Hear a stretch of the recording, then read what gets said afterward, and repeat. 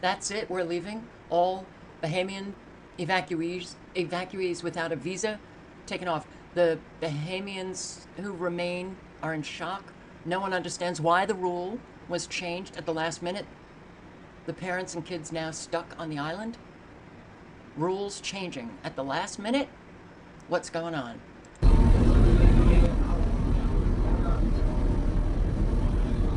What do you think about this? I think this is terrible. I think they should allow everyone to come into the U.S. They originally said that you can come without a police record and without a visa, and now they're taking that back. That's really ridiculous. That's How many awful. people do you think had to get off, did you see? They said 130 people had to come off. 130 people had to come off the ship tonight. And now we leave. Now they're leaving them, and it's only like 200 people on the boat now. Is just staggering. Staggering. Oh, here, but Sean Connery. Sean Connery? Oh boy, do I not like these articles.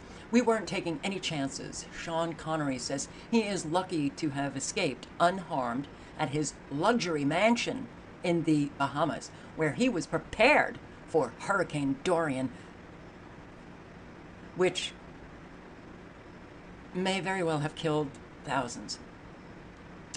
Because the articles, 70,000, that I guess was the population, 70,000 homeless. And there was a video with a woman talking about that they had, I don't know, sent in water for 62,000 or something, I don't know. But the numbers were not matching up. So, Sean Connery, wow. 89, he just celebrated his 89th birthday. Boy, that guy, he prepared for it. He did, oh wait, no. He actually got his staff to prepare. But the storm largely avoided Connery's Island. Torrential rain, heavy winds, some trees were knocked down. We were lucky compared to many others, and the damage here was not great. We had been prepared for the storm. Everything was ready in advance. We weren't taking any chances and knew what to do. The former 007 actor, who celebrated his 89th birthday on the island, had hurricane-experienced staff who helped him to make preparations. They would have barricaded him and his wife in the home, secured the windows, moved all garden furniture inside. You know, these people disgust me. They just disgust me. They live in their mansions, plural. Plural. They help no one. I can't imagine having the kind of money that these people have and living the lifestyle that they live. I don't get that. Sir Sean moved to the Bahamas in the 1990s, owns a mansion in Lyford Cay, an exclusive gated community on New Providence, 90 miles from Great Abaco. Abaco? Jesus. So, did Sean do anything to help people? Nothing mentioned in this article. Nothing mentioned in this article. So people are desperate for help, for food, for water, for shelter, for assistance. Nothing mentioned about this guy helping all of those people. Yes, his exclusive gated community where he has staff, hurricane-experienced staff. Is it looting, or are people trying to survive?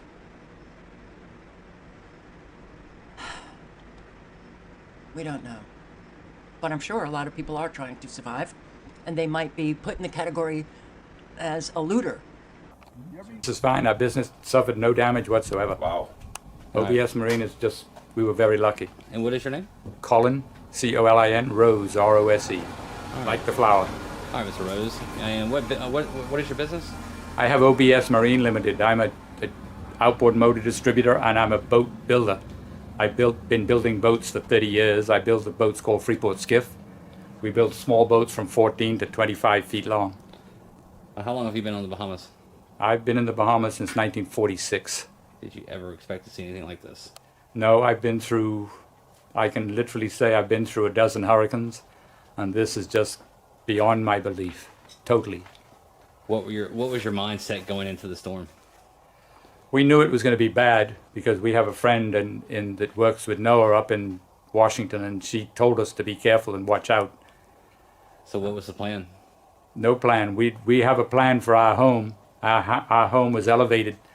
The main home was elevated 14 feet above sea level, and the first home we built was only at about 4 feet over existing grade, and we knew that that's been flooded 18 inches, 2 feet a couple of times over the years, but we never expected, nowhere near had any thought of what 20 feet, that it was possibly going to be 20 feet over normal. And this hurricane, the top of my roof of my guest cottage was underwater. And that's a regular home built 4 feet above the existing wall, not the sea level, but the existing wall. And that was totally underwater. So it means that the water rose here somewhere around 20 feet above normal. Somewhere between 20 and 22 feet. I don't know exactly, but roughly that. So where were you during the storm? We went up into the attic of my main house because my main house was elevated. The 6 of us spent 2 days up there waiting for it to slow down. We took 2 days. Did I say 6 days? 2 days. We were in there for 2 days. 2 nights. We had 6 of us, 2 children, 4 adults, and 3 dogs. And we were up in the rafters of the main house. And we just had to wait till we got my son to come and rescue us. And we've been involved with, I've been in the rescue business here in Freeport with Bahamas SC Rescue, Basra. I've been involved with it for 50 years. And he was a very active member at quite a few points in his early life. And he came and got us, picked us up in a boat when the wind was down to 60, 70 miles an hour. So what were the sounds and the feelings like inside that attic? I personally wasn't. We were nervous, but not.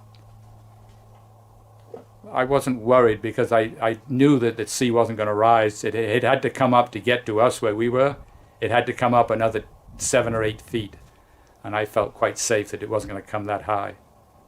But it was beyond belief. Just. How were the children and stuff handling it? The children handled it fine. They've had no problem. It doesn't seem to. It might come back at a later date to bother them. Well, hopefully not. Yeah. Well, can you tell us what street we're standing on? We are on Ingrave Drive. What's wrong with Ingrave Drive right now? It's just a boat blocking the water, blocking. We're actually standing under your boat. We're standing on the boat, and the boat is right across Ingrave Drive. So, That's how me that ain't going through nobody's front door. So how do you go about moving a boat this size? there's a crane coming to pick it up. There's a crane coming to pick it up. There's a crane coming to pick it up. There's a big, massive lift crane that's coming down from the industrial area of Freeport by the ship repair facility, and they're going to pick it up and move it a leg at a time. It'll most probably take half a day once they start the work to move it. How did you find it? The boat? Yes. Well, I live just a quarter of a mile away from here. What did you think when you saw it? I didn't see it for the deck. Somebody told me it was here, because I didn't come this way when I left in the rescue boat. How long is this boat? It's just under 70 feet, So 70-foot boat. 30-foot beam. It's a catamaran, big cat. So Good luck moving it. I'm sorry about your losses, and hopefully you guys recover quick. well, we'll recover. It's very unusual to, you just sit and think. Now you look at all these things around the world when you see a tsunami that goes through here or goes through there, and you just look at it on the weather and you say, oh, well, now it sort of brings some definite feeling to what actually happens, because at that point you don't really recognize anything. At this point you then becomes part of you and you realize what it's like. Okay, well, a little earlier, about an hour ago, the first helicopter with my family members came in. It was my brother and sister-in-law, Charles Cook and Angela Cook. My sister-in-law, their roof collapsed on her. She was trapped under the roof for 17 hours. My brother couldn't find her.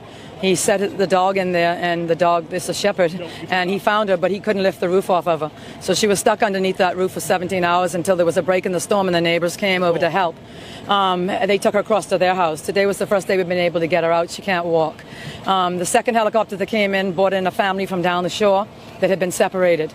And also my nephew's wife was on the flight, who's en route to Eleuthera, where they have a home where all the family's going to go to Eleuthera because there's nothing in Abaco. What did it look like when you were growing up? Because this is brand new. Nothing like this. This is Disneyland compared to how we grew up. We're here in New Orleans, and it's been 10 years since Hurricane Katrina, one of the biggest natural disasters in U.S. history, not to mention a massive political failure. And today, some places, like here in the lower Ninth Ward, still look like this. But other places in New Orleans look a whole lot different lately. This is bigwig developer Prez Kabakov. He has a $1 billion vision to turn his hometown into an Afro-Caribbean Paris. You're like an urban voodoo doctor. You're reviving deeper than part you by think. part. Now, who are you hoping to attract to condos and places like these, downtown, new, luxury? We've got lots of people like you that are coming to town, 30,000 of them. It took many years to make people comfortable, but now this urban revitalization, not only in New Orleans, but all over the country. Who are you hoping to attract to condos and places like these, downtown, new, luxury? We've got lots of people like you that are coming to town, 30,000 of them. It took many years to make people comfortable, but now this urban revitalization, not only in New Orleans, but all over the country is becoming a movement. Now, are you actually seeing New Orleans natives moving into places like these? Absolutely. But that's not what we've heard. We visited one of Kabakov's mixed-income properties with Kevin. Kevin grew up in housing projects here before the city tore them down after Katrina. In fact, only a fraction of public housing residents were able to move into the new mixed-income developments like this one. So you don't see the jobs coming along with the development? No, not at all. Especially and not the jobs that are paying, because most of the jobs that are part of development are not going to residents. They're going to people that are coming in from out of town. How does that make you feel that it took Katrina to then get this, to get pressure washed brick? It makes you feel horrible. It makes you feel like you weren't worth the investment. Housing advocates say the city didn't have a sufficient plan to help restore homes and keep housing accessible.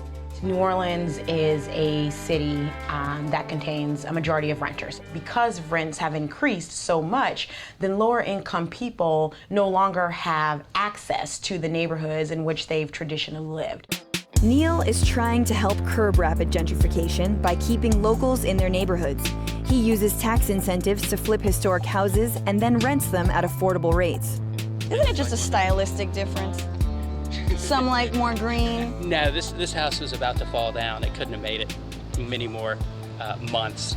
A lot of the homes we renovate, we try to keep as rental housing because there is a rental market in New Orleans. Not everybody is going to be a homeowner, and so the niche that we try to fill is for the residents that can't afford their own home but that want to live in their neighborhood where they grew up or a historic New Orleans neighborhood. And so we cater to those folks and try to keep them in neighborhoods that are gentrifying, such as this one. But such efforts are rare. We met Ansel in Treme, the oldest black neighborhood in the country. Now you look at the makeup of the neighborhood, unfortunately gentrification is happening all over the city, and residents from this area being pushed to New Orleans East. Didn't you get a cool gourmet coffee shop that has like, you know, homemade granola bars and stuff? You know, people from the residents here weren't worried about that. People wanted to come home so they could just live their normal lifestyle. To get a real taste of gentrification, we checked out St. Roch Market, a chic foodie paradise that sticks out like a sore thumb in what used to be a predominantly poor black neighborhood. This is nice. Do they have like $3 po' boys here? There's like no black customers here. I thought there was one, but I think she's filling out a job application. Back in the lower 9th Ward, another black neighborhood that was devastated by the storm, Burnell has used his life savings to restore the only place to buy food for miles. He's now raising money to open more services like a laundromat. I'm trying to raise $80,000. Now, to some people, that's a drop in the bucket. Someone, let's say, like a Donald Trump, he'll blow that in the night. But to the lower 9th Ward, that would change everything. And when people see New Orleans, they see Bourbon Street, they see the French Quarters, but they don't see what's going on right here. And if we wouldn't have done this here, we wouldn't have had nothing.